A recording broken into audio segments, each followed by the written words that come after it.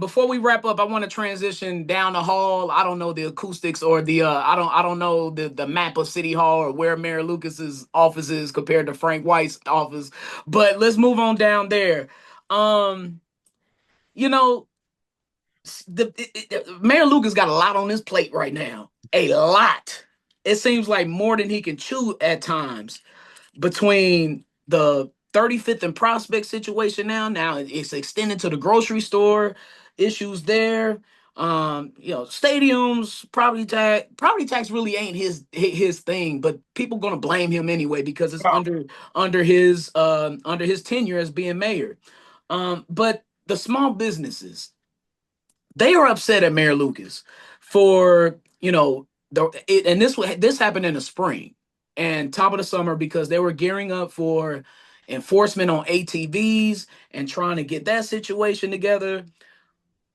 And there was a certain exchange that you and Mayor Lucas had over a text that was read or not read. We don't know yet.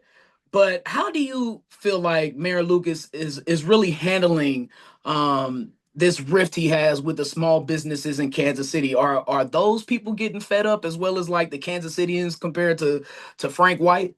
I think that people are over it. You know, they're just tired of it.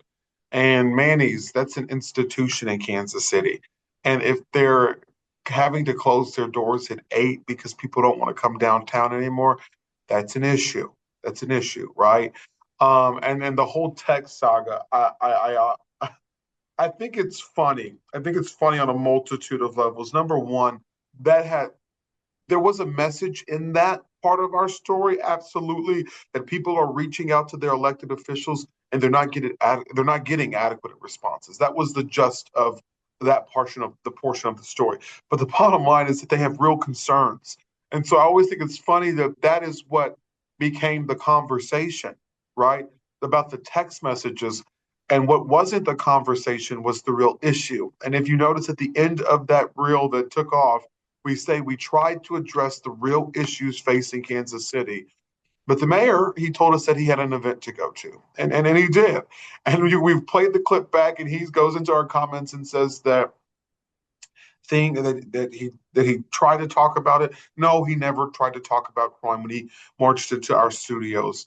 I believe it was May 7th, something like around that time.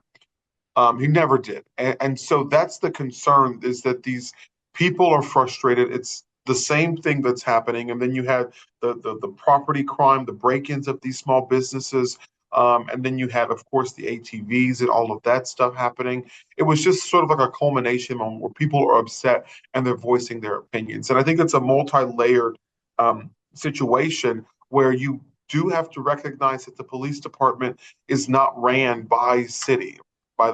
It is ran That's by. exactly where I was gonna go to, Malik. And I didn't mean to interrupt, but I just gotta intervene real quick and ask because it goes along with your point. Do the business owners know how structurally ineffective it is for Mayor Lucas to try and do things? Do they know this? But they do know this. They do. I mean, I don't know everything that they know. Let's start with that. But I would say that some of them do, some of them don't know. And I've always said I don't think that all of the attacks are warranted against him for that reason. But I don't think that that can always be the excuse. I think that there is other things, and I'm really looking into this. But a business owner sent me something a few weeks ago, and it really spotlights the guy, the mayor out of Baltimore. I'm losing his name right now, and I'm actually Brandon, I Brandon forgot his Turner. Is it I forgot Turner? his last name. I know it's Brandon though. Brandon, yeah. But he did not do initiatives through the police department. But what they did is they created this whole other situation on the outside where they just started to go from community within his city, community to community to community, where there was outreach programs and things of that nature, whether it was after school programs, or it was consistent, pretty much presence of city officials and city leadership getting out there and attacking the problem head on, right? And I'm sorry, but the mayor's hoops night in the summer, those 3 days or however long his event is, that is not tangible to what we saw like in Baltimore. And I believe that since he's been mayor, crime's come down 60%. He's not running the police department, but what he is doing is he's putting real, tangible solutions forward that the community can see and can act on. And I think that's why Melissa Johnson is doing some amazing work, because we actually just did a story about how she's not just sending her message and sending out press releases and news releases, but she's being intentional about using social media and reaching 34% of the people killed this year, or excuse me, 58% of the people killed this year in Kansas City, Missouri are under the age of 34. The people doing the killings are under the age of 34. Mm. Right. So you have to know where to get your message to. And I'm sorry, Hoops Night Out with the mayor is not going to get somebody who's in the street lives to come over and stop what they're doing. We have to know what to do, how to do it, how to approach it, and what works. And let's look at the other places that work and let's see what they're doing. Let's go to a Baltimore. Let's see what they're doing to bring crime down. So while I agree with you, it is not always on the mayor, and he gets attacked all the time for what's going on in this city. Number one, it comes with the territory of being the highest elected official here in Kansas City, Missouri. He has to understand that. But number two, it's not right. But also number three, then that's when you use your position to instrument change. And that's how you know a good leader from a bad leader, right? And I'm not saying he's either.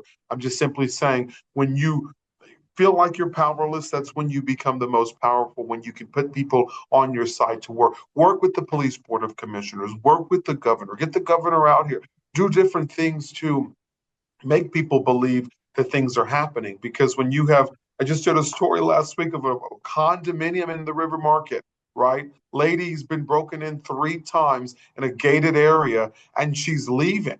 She's not just leaving the condominium, she's selling it and moving from the city of Kansas City, Missouri, right? You're having a council member, Wes Rogers, bring forward legislation in the council, an ordinance, a resolution to build a temporary jail that they can construct in 6 months just to handle what the problems going on in Kansas City. You have situations where we have a guy who goes on a rampage, right? He goes on a rampage through Kansas City, Missouri, tries to rob multiple businesses, and is not stopped until he assaults someone, literally assaults a woman. He's arrested and he's released the same night. Released the same night from custody. And 2 weeks later, he goes in a very similar rampage in Overland Park and he's charged with 5 felonies. And it's like when you see the juxtaposition and these situations and these scenarios where it's handled this way here and it's handled that way there, and you know it shouldn't be that way. It shouldn't be that way. And the second that people feel unsafe, then they don't want to be there. Because you have people with families that would consider moving in the city. I mean, I have people my age, 27, that would love to raise their family. You know, they don't want to go to New York or Chicago. They want to stay in Kansas City, but then you have all of this crime. You can't park in your driveway because your car might get stolen. Okay. You can't open a small business because you'll get broken into.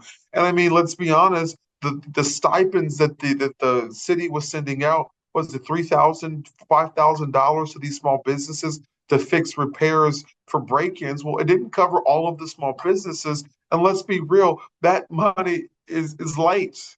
It's late. And particularly for the communities that support the mayor, and I would even say the county exec the most. And those are the communities that are African American. And how many break-ins have you had on in East Kansas City? How many break-ins have you had down there near 18th and Vine? But we didn't see, bills to give those businesses when crime was rampant over there, give those businesses stipends to help pay for extra security and things of that nature and security cameras. So it's a sense of anger, it's frustration, it's a buildup of things that should not be happening. And when you know something's not supposed to be happening, but it's still happening, you get sick and tired of it, right? I'm doing a story today. We're talking about how at this point, this is the deadliest year in Kansas City since 2023, which was the deadliest year in the city's history. Wow. Malik, you've been a wealth of information and knowledge, and I appreciate you, man. So many stories to cover, and we look forward to hearing you And and next time we watching come, you. we got to talk about the good stuff, okay? Oh The good yeah, stuff this happening ain't in gonna be the Kansas last City. time. This ain't gonna be the last time. Plus, I gotta get you. We gotta get you on Hustle and Shine in the morning. I don't know if you wake up that early sometimes, Oh man, but we got to get you in the studio on that, man. But with that being said, man, thank you so much, Malik, for your time and for your thoughts and for your energy. Thank you so much for being a part of Brian's World this week, man. Have a good one and be a blessing. I appreciate you. You take care, boss. Woo! All right, that is the pod for the week, man. Again, Chiefs season is here. Football season is here. So I'm gonna be hitting you with a Brian's World every single week from here until, well, hopefully the Chiefs winning Super Bowl 60 and San Francisco in February. But until then, man, please keep tapping in to Brian's World on YouTube. Make sure you hit the subscribe button so you can check out all of my content here. And make sure you hit the subscribe button for my folks at Foolish Club Media, not only on YouTube, but also on Apple Music and on Spotify. Please, rate, review, and subscribe. All that good stuff, man. All right, well, we marching on to preseason game number 1. I guess that's what we're looking forward to next. But yeah, man, I'll be back at it next week. Until then, Kansas City, please be a blessing. And Chiefs Kingdom, mount up! Shut